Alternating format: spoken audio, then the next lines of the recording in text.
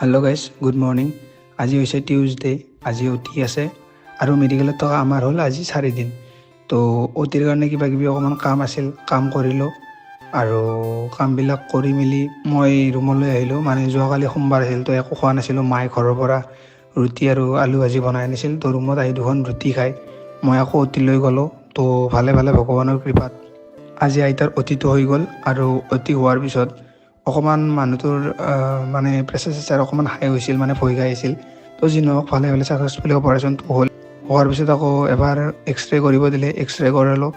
কৰাই মেলি তাতে কিবা কিবি মেডিচিন চেডিচিন আনিব দিলে, তেনেকৈ মেডিচিন চেডিচিনবিলাক আনিলোঁ। আনি মেলি কিবা অকণমান খালোঁ বাহিৰতে।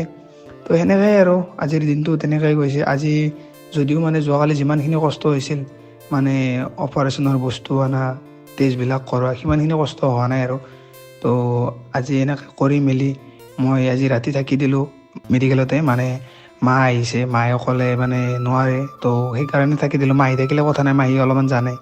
তো মায়ে ফাৰ্ষ্ট তেনেকৈ থকা অলপমান দিগদাৰ হয়, যদি ৰাতি কিবা মেডিচিন লগা হয় তেতিয়া প্ৰব্লেম হ'ব। তো সেইকাৰণে আজি ৰাতি মেডিকেলতে থাকি দিলোঁ। এই বিপদৰ টাইমখিনিত আপোনালোক এটা কথাই কওঁ, মেইন ধৈৰ্য আৰু গিভ আপ কৰিব নালাগিব। চব বস্তু কষ্ট হ'ব, চব কামতে জাষ্ট নিজৰ কামটো ফ'কাছ কৰি যাব লাগিব। কাম হৈ যাব, অলপ কষ্ট হ'ব আৰু সেয়ে। বাকী জীৱনে পৰীক্ষা লৈ থাকে, এইগিলা জীৱনত সৰু সৰু এটা পৰীক্ষা। তো আজি মিনিমমটো ইমানখিনি আছিল। লগ পাম আৰু কালি। আজিৰ কাৰণে বাই বাই, টেক কেয়াৰ।